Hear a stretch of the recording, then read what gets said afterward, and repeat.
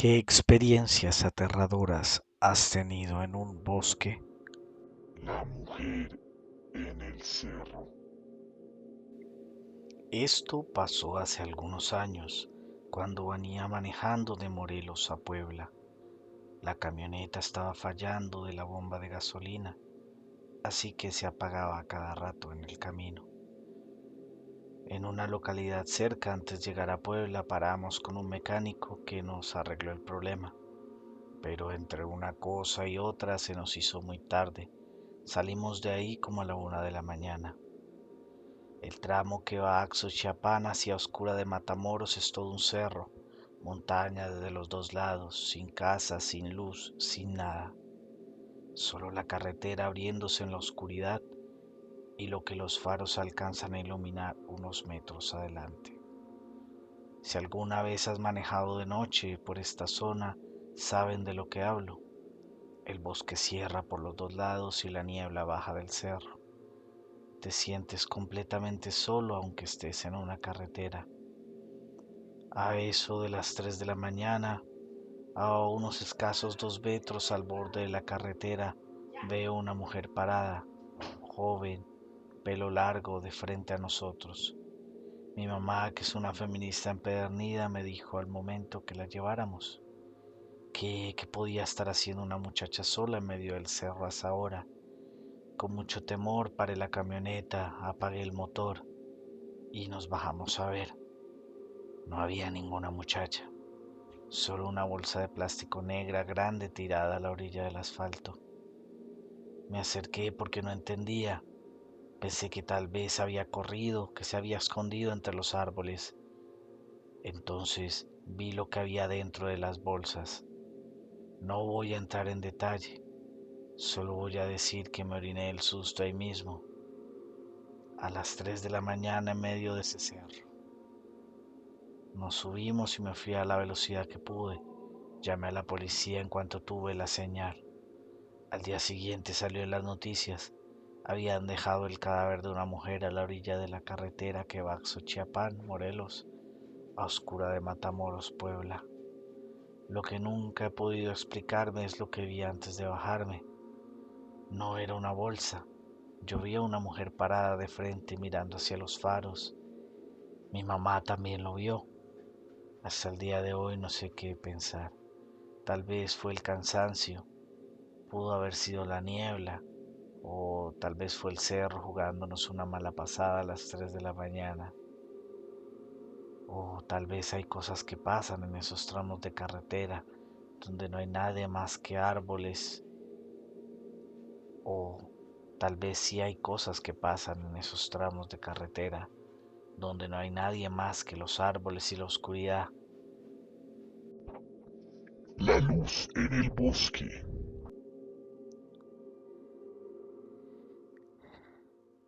Esta historia puede que no sea tan dramática, pero en el momento en el que me pasó fue muy aterrador. Mi abuelo vivía en medio de la nada, una casa rodeada casi por completo de bosque espeso. Esta estaba lo suficientemente lejos de cualquier camino, por lo cual yo dejaba libre a mis perros para que estuvieran sueltos. Estaban bien entrenados y conocían el terreno. Una noche salgo con ellos antes de dormir. Esta era una rutina normal para mí. Los tres estaban haciendo sus cosas en el patio cuando de repente se empiezan a animar al mismo tiempo. Empiezan a ladrar hacia la línea de los árboles. Levanto la vista y puedo observar una luz verde sin cuerpo, sin una fuente visible, empezándose a balancear en el borde del bosque, como flotando entre los últimos árboles. En el momento en que la noté, empezó a moverse más rápido, balanceándose de un lugar a otro, pero siempre avanzando hacia mí. Los tres perros intentaron cargar contra ella. Antes de que lo pudieran hacer, los jalé con la correa y de un solo movimiento corrí al porche, golpeando la puerta para que me abriera. Ya dentro y con la puerta cerrada, seguí mirando por la ventana mientras les explicaba todo lo que me había pasado. La luz llegó un poco más allá de la línea de los árboles, justo donde el bosque termina y empieza el patio, y entonces de golpe desapareció. Nunca supe qué era, gas del pantano, algún animal, alguien jugando una broma en medio del bosque a las 11 de la noche. No lo sé, pero después de esa noche ya no volví a dejar salir a los perros sueltos, y cada vez que salía de noche sentía que algo más allá de los árboles me estaba mirando. Esa sensación duró todo lo que me quedé en esa visita, y honestamente aún sigo pensando y sintiendo lo mismo. La bestia del pozo. Esto ocurrió en diciembre de 1987. Yo tenía 10 años y mi familia acababa de mudarse a un vecindario nuevo. Todo era desconocido: las calles, los vecinos, los sonidos de la noche. Esa sensación de no saber todavía qué hay detrás de cada esquina. Mi mejor amigo de ese entonces, al que voy a llamar Andrew, me invitó a quedarme a su casa un viernes. Éramos tres: Andrew, otro chico de la misma calle y yo. Jugamos con la Nintendo, jugamos también un poco de básquetbol en el patio trasero mientras la tarde se ponía gris, y cuando ya el frío nos había ganado y el aburrimiento empezaba a instalarse, Andrew me miró con esa expresión que tienen los niños cuando están a punto de proponer algo que sus padres no aprobarían. ¿Quieren ir a ver el pozo? No supe qué contestar porque no sabía qué era eso. Sigue, me dijo. Caminamos hacia el fondo de su patio trasero. La nieve ligera de esa tarde había cubierto el pasto con una capa fina y el mundo se veía quieto, casi bonito, hasta que el terreno simplemente se acabó. Ahí estaba, una cantera de roca abandonada enorme que se abría detrás de las casas como una herida en la tierra. Donde estábamos parados, el suelo caía unos 15 metros hasta una zona de meseta rocosa. Justo debajo de nuestros pies había una cueva sellada por rocas grandes, y desde esa meseta, si seguías mirando hacia abajo, había otra caída de 25 metros hacia el fondo, oscuro, silencioso y completamente fuera de lugar detrás de una casa normal, en un vecindario normal. Bajamos la meseta, no porque fuera buena idea, sino porque teníamos 10 años y los niños de 10 años bajan a lugares a los que no deberían de ir. Estábamos explorando, mirando las paredes de roca, cuando Andrew dejó de moverse. Seguí su mirada. A unos 50 metros a nuestra izquierda, algo estaba escalando la pared vertical de la cantera. Subía como lo haría un hombre, manos y pies sobre la piedra, con una seguridad que no tenía ningún sentido, sin dudar, sin resbalar, sin buscar dónde poner la mano, solo subiendo, como si esa pared fuera terreno plano. Era de complexión mediana, tal vez 1,5 metros de altura, y estaba cubierto de pelo blanco. Contra la nieve y la piedra gris, casi se confundía con el entorno. Si Andrew no lo hubiera visto primero, no sé si yo habría notado su presencia. Se detuvo, se volteó y nos miró. No recuerdo haber tomado la decisión de correr. Solo recuerdo estar trepando esos acantilados con las manos raspando la roca y el corazón golpeándome tan fuerte que no escuchaba nada más. Los tres subimos sin decir una sola palabra y no miramos atrás hasta estar dentro de la casa de Andrew con la puerta cerrada, respirando en la cocina iluminada como si la luz fuera a protegernos de algo. Tuve pesadillas durante 2 semanas, pero la historia no ha terminado ahí. Con el tiempo fui entendiendo que esa cosa se quedó en la zona. Empezó a aparecer animales muertos en el área cerca del pozo: gatos, perros, zarigüeyas, ciervos que se habían acercado demasiado al borde del vecindario. No era la cantidad lo que perturbaba a la gente, era la manera. No los despedazaba como lo haría un depredador normal, con la violencia descontrolada del hambre. Los animales aparecían con la columna vertebral arrancada y los órganos internos extraídos, limpio y metódico, como si supieran exactamente qué buscar y dónde estaba. Pero después de algunos años simplemente desapareció. Los animales dejaron de aparecer muertos. El pozo volvió a ser solo una cantera abandonada detrás de unas casas de un vecindario. La gente dejó de hablar del tema, como suele pasar con este tipo de cosas que no tienen una explicación cómoda. He buscado durante años qué podía ser esa criatura, pelo blanco en el invierno, marrón en verano, según supimos después por otros vecinos, capaz de escalar roca vertical sin esfuerzo, con la fuerza y el conocimiento anatómico necesario para extraer una columna vertebral entera de forma limpia. Ninguna explicación que he encontrado me ha convencido del todo. Hay teorías que aparecen en comunidades que estudian este tipo de avistamientos. Algunos investigadores llaman a estas criaturas predadores de zona. No son migratorias. Establecen un territorio y lo defienden durante años, a veces décadas, hasta que, por razones que nadie comprende del todo, se mueven a otro lugar. No atacan sin razón, observan, aprenden las rutinas y cuando actúan lo hacen con una precisión que no encaja con ningún animal conocido. No sé si eso fue lo que vimos en el pozo. Lo que sí sé es lo siguiente. Esa cosa nos miró desde la pared de roca con una calma. No nos tenía miedo. No éramos una amenaza para ella. Éramos en el mejor de los casos irrelevantes y en el peor tal vez demasiado pequeños para que valiera la pena ir por nosotros. Tengo 47 años. He visto cosas muy difíciles en la vida. Y sin embargo, cuando cierro los ojos y vuelvo a ese momento, todavía siento el frío de diciembre y el silencio de la cantera. El bosque no quiere que salgas. En el sureste de Alaska existe un lugar llamado Dia, un pueblo fantasma escondido en una pequeña bahía, rodeado de montañas imponentes, bosques densos y el silencio del océano. Fue una vez una ciudad construida por los buscadores del oro que cruzaban el paso Chilcot, pero cuando llegó el ferrocarril la abandonaron. Hoy solo quedan caminos de tierra, huecos en el suelo donde alguna vez hubieron casas y algo más.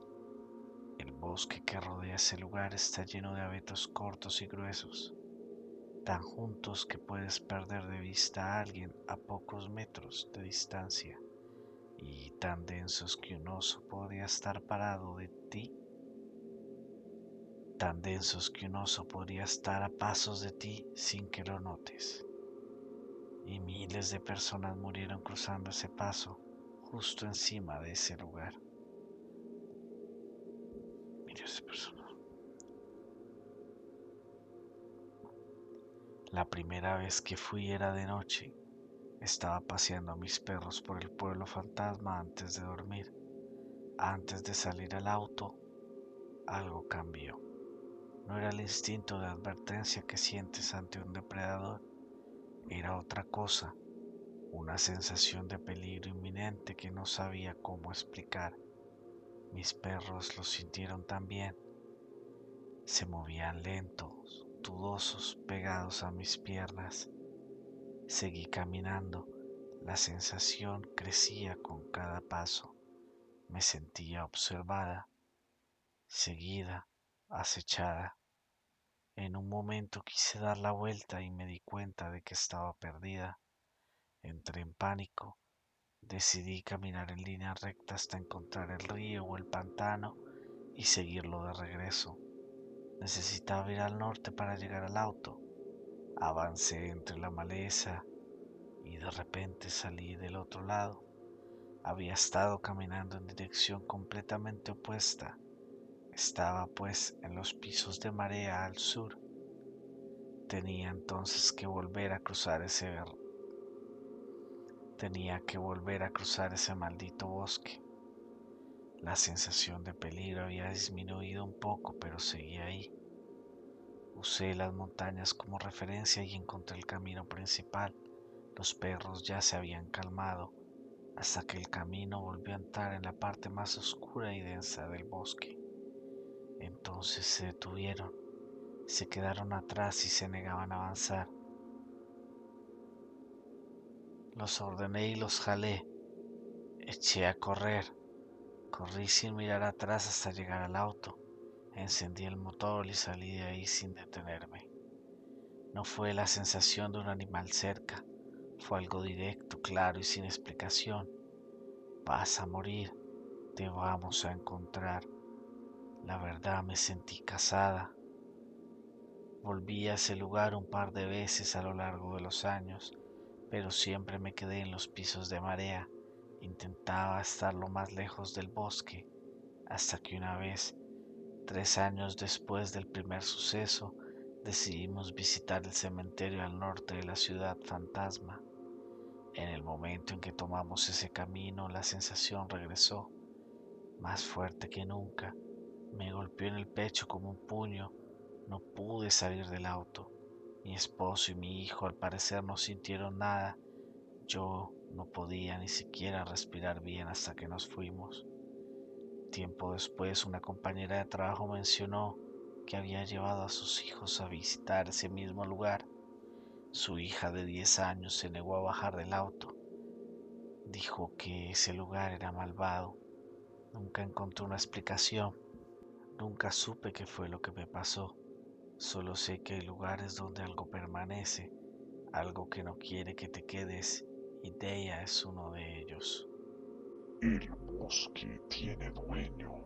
Durante 2 años trabajé como instructor en un programa terapéutico para jóvenes en riesgo. Este se encontraba en el oeste de Carolina del Norte. Los turnos eran de 16 días seguidos sin descanso, moviéndonos constantemente por el Bosque Nacional de Nantahala, el Bosque Estatal de DuPont y el Valle de Patterton. Lo que voy a contar son varias historias y todas ocurrieron en este mismo lugar. Por seguridad, los jóvenes del programa dejaban sus botas alineados bajo una lona cada noche. Así era más difícil que escapara, ya que desde mi lugar podía dormir y ver la línea de botas directamente. Cada 3 horas me despertaba para hacer un conteo silencioso y corroborar que todos los chicos estuvieran durmiendo. Esa noche nos encontrábamos en una de las zonas más remotas del programa, un lugar que llamamos Whitcomb Gap.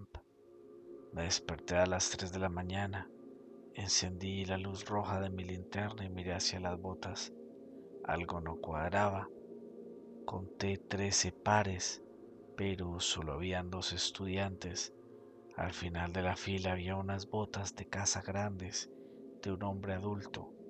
Las botas del personal no se guardaban ahí. Mientras mi mente procesaba lo que estaba viendo, cambié a la luz blanca. El haz iluminó el campamento y en el momento en que la luz cayó sobre esas botas, el hombre que había estado parado en ellas se dio vuelta y desapareció entre la maleza. Para cuando salí del saco de dormir ya no podía tener un rastro de él. A la mañana siguiente, mientras preparábamos el desayuno, 3 hombres salieron del bosque en un ángulo extraño, perpendicular al sendero. Se detuvieron a pocos metros de nosotros y nos miraron fijamente. Todos estaban armados. De inmediato reconocí las botas de uno de ellos. Les hablé, les pregunté si se encontraban bien, si estaban perdidos, pero nada, solo silencio y una mirada fija sin parpadear. Saqué mi mapa e intenté acercarme. En ese momento los tres se dieron la vuelta y desaparecieron entre los árboles sin decir una sola palabra. Esa última noche en el campamento, mi coinstructora se despertó gritando. Cuando logré acercarme y la pude calmar, me contó lo que había visto. Se despertó sintiendo algo en su cabello. Ella pensó que era un ratón o una araña. Encendió su linterna y se encontró cara a cara con el hombre alto de la noche anterior. Llevaba gafas de visión nocturna.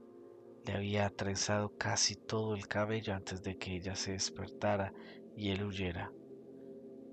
Lastimosamente nunca volví a trabajar en el programa. Semanas después, los equipos de búsqueda y rescate encontraron a una mujer desaparecida en la misma zona. Había sido atada a un árbol y abandonada ahí. La encontraron viva 4 días después. Unos cuantos meses después, con un grupo diferente, acampamos en el valle de Patertown, en un bosque de pinos que incluso de día se siente frío y oscuro. Eran cerca de las 9 de la noche. Estábamos reunidos alrededor del fuego cuando escuchamos un golpe fuerte desde donde habíamos colgado la comida. Nos acercamos y fuimos a revisar qué había pasado con el ruido. Encontramos todas las bolsas tiradas en el suelo, la cuerda desatada. Bromeé entonces con los estudiantes sobre sus nudos y volvimos a colgar todo.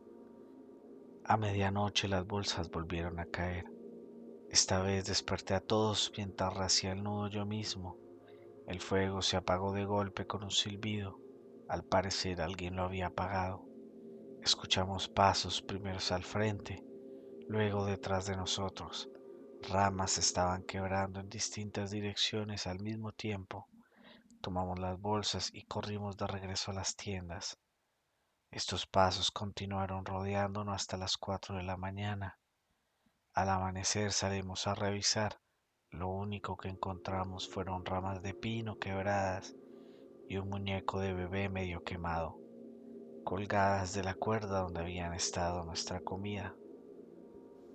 Mi segundo invierno en el programa acampamos en una antigua propiedad cristiana, reconvertida en campamento base. Esa noche había nevado y una capa fresca cubría todo el terreno. Alrededor de la 1 de la mañana un estudiante me despertó.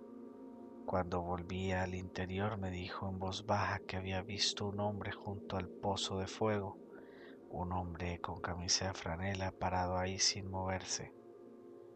Miré por la ventana curioso, pero no logré ver a nadie. Supuse que era por el cansancio y volvimos a dormir.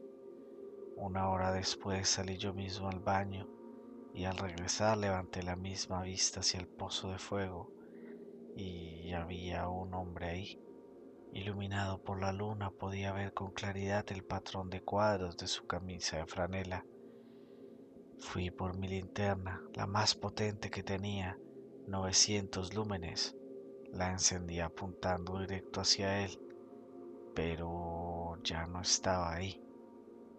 Desperté a mi compañero y revisamos todo el campamento, pero no había nada, y en la nieve fresca tampoco pudimos observar que haya dejado alguna huella. Esta última historia es una de las más extrañas que todavía no logro comprender. Estábamos en el valle de Patertown, guiando una expedición hacia unas cascadas alejadas del camino principal. Cabe aclarar que este recorrido ya lo habíamos hecho en varias ocasiones. Llevábamos un buen rato abriéndonos paso entre zarzas y maleza cerrada cuando de repente el terreno cambió. Los arbustos desaparecieron y los árboles también. Salimos a un claro cubierto de hierba y en el centro de este claro había una rueda de la fortuna oxidada. No era gigante, era de unos 9 metros de altura. Claramente esta estaba hecha para niños pequeños. La hierba crecía alta alrededor de su base. El metal estaba completamente corroído por el tiempo. Nos quedamos en silencio sin saber cómo procesar lo que teníamos adelante. Alguien había llevado esa estructura pieza por pieza hasta ese lugar, en medio del bosque, sin ningún camino de acceso, y la había armado ahí. Honestamente no estoy seguro de querer encontrarle explicación a este suceso y prefiero dejarlo como una anécdota extraña. No alimentar a lo salvaje. Les voy a contar algo que pasó el año pasado en mi calle. Todavía no sé muy bien cómo explicarlo, pero lo intentaré. Vivo en Maple Hollow, un pueblito en el norte de New Hampshire. 12 casas, una entrada, una salida. La carretera termina en 40 acres de humedales protegidos y bosques que la ciudad no ha tocado desde los 80. Estamos acostumbrados al bosque y a su ruido de fondo. Todo empezó cuando noté que mi vecino Marcus dejaba comida en su porche todas las noches. No sobras ni croquetas para algún animal extraviado, sino comida real en contenedores Tupperware. A veces un plato cubierto de papel aluminio, otras veces una olla entera de lo que al parecer era un estofado de carne. Cada mañana esos contenedores amanecían vacíos y apilados con cuidado junto a la puerta. Le pregunté al respecto en octubre. Los dos estábamos apoyados en la valla mientras hacíamos trabajo de jardín. Marcus es el tipo de hombre que se toma su tiempo respondiendo. Maestro de escuela jubilado de unos 70 años, es muy cuidadoso con las palabras. Alimentando algo, dijo. ¿Un perro?, pregunté. No, eso fue todo lo que me ofreció. Volvió a rastrillar y yo también.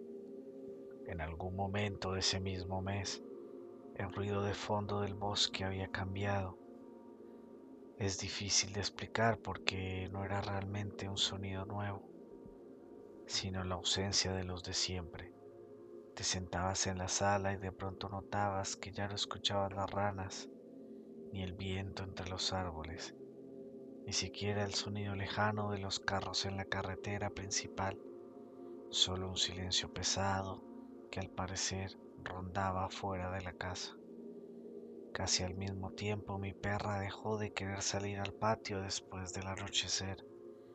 Es una labradora de 7 años que una vez intentó hacerse amiga de un oso negro que apareció en la entrada de los vecinos, así que este comportamiento no era normal. Caminaba hacia la puerta trasera, miraba hacia afuera y luego se daba la vuelta. Me miraba como si quisiera disculparse por algo que no me podía decir. Después de esto puse una cámara de rastreo, de esas de las que la gente suele usar para ciervos, activadas por movimiento. La sujeté al roble del fondo del patio apuntándome hacia donde mi propiedad se une con la tierra de conservación. La primera noche un mapache o viento moviendo la hierba, nada más. La segunda noche, justo después de las 4 de la mañana, algo salió a cuadros cerca de la valla. El infrarrojo eliminaba los detalles, pero la forma era clara. Se mantuvo baja, cerca del suelo. El tamaño era aproximadamente la de un perro grande, pero la manera en la que se movía no cuadraba, demasiado suave, y las extremidades se doblaban de una forma que no coincidía con algún otro animal que yo conociera. Se detuvo en la valla y volvió hacia la cámara. No había cara, no había ojos, tampoco tenía orejas, solo un frente liso donde debería de haber ido su rostro, y lo que al parecer era una pequeña abertura que podía ser su boca. Se quedó completamente quieto varios segundos, luego retrocedió y desapareció entre los árboles. Estas imágenes se las mostré a Marcos al día siguiente. Las vio 2 veces sin decir nada y luego me devolvió el teléfono.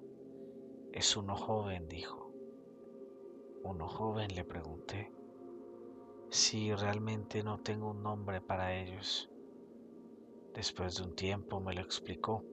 Eligió las palabras despacio y exacto como siempre. Dijo que los había notado por primera vez un mes antes. Movimientos a lo largo de la línea de árboles. El mismo silencio que yo había estado describiendo, solo que él lo detectó más rápido. Él creció cerca de los árboles y bosques en la zona rural de Quebec y me dijo que aprendes desde chico cómo suena un bosque cuando está quieto alrededor de algo muy grande. Pero estos no eran depredadores, o al menos esa no era la manera correcta de pensarlos. No lo habían amenazado, no se acercaban, se limitaban a mirar. Curiosos fue la palabra que él me seguía diciendo. La comida empezó como una prueba, no para domesticar nada, más bien como una introducción, una forma de decirse que están ahí y no me dan miedo. La comida siempre desaparecía y los contenedores siempre regresaban apilados a la puerta. ¿Entienden los contenedores?, le dije. Él me asintió. Creo que ellos entienden mucho, dijo en voz alta. Eso es lo que preocuparía a la mayoría de la gente.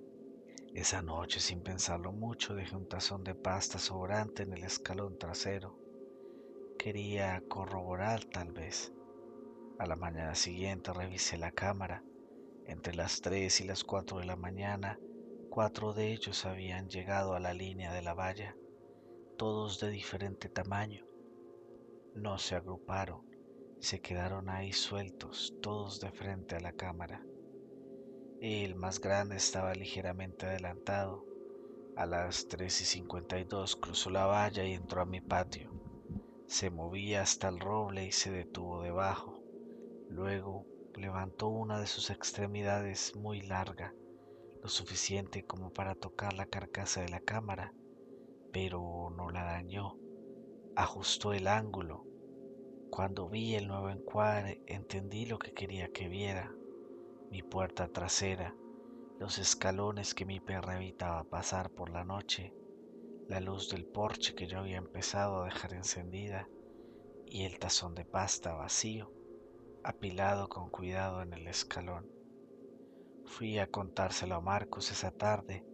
Me escuchó sin interrumpir y cuando terminé se quedó callado un momento largo y me dijo: ¿Has estado dejando comida?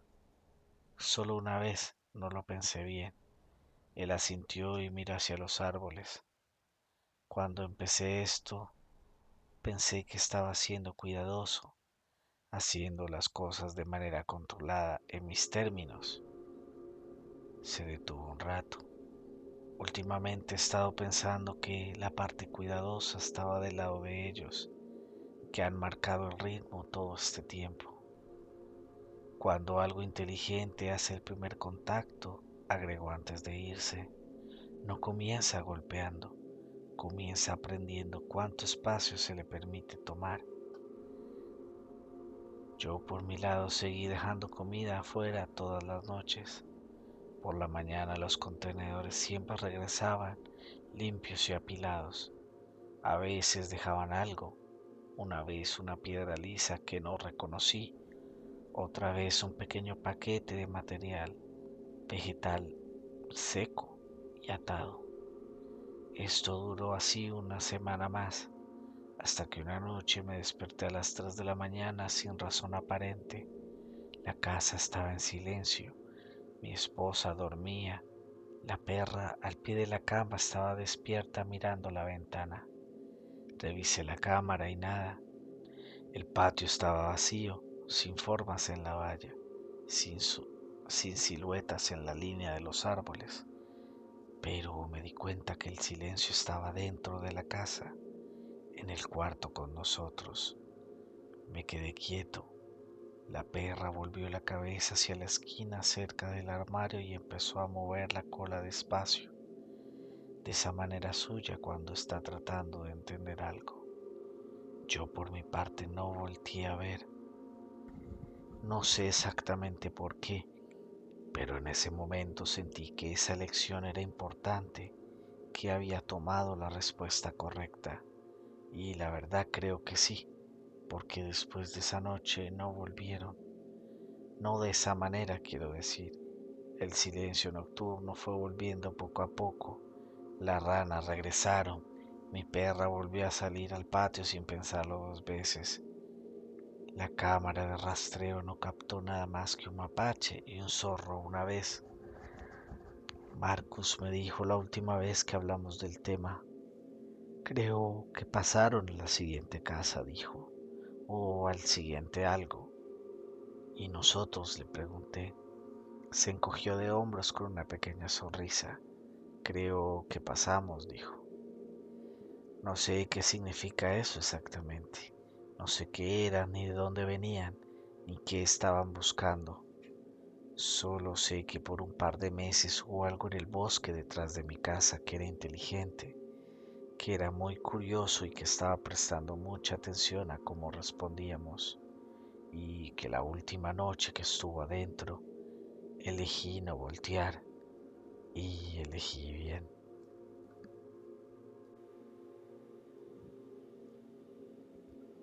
Gracias por ver el video. Ahora quisiera saber qué historia tienes guardada que nunca le has contado a nadie. Déjala abajo. El canal crece con tus historias y la tuya puede ser la siguiente.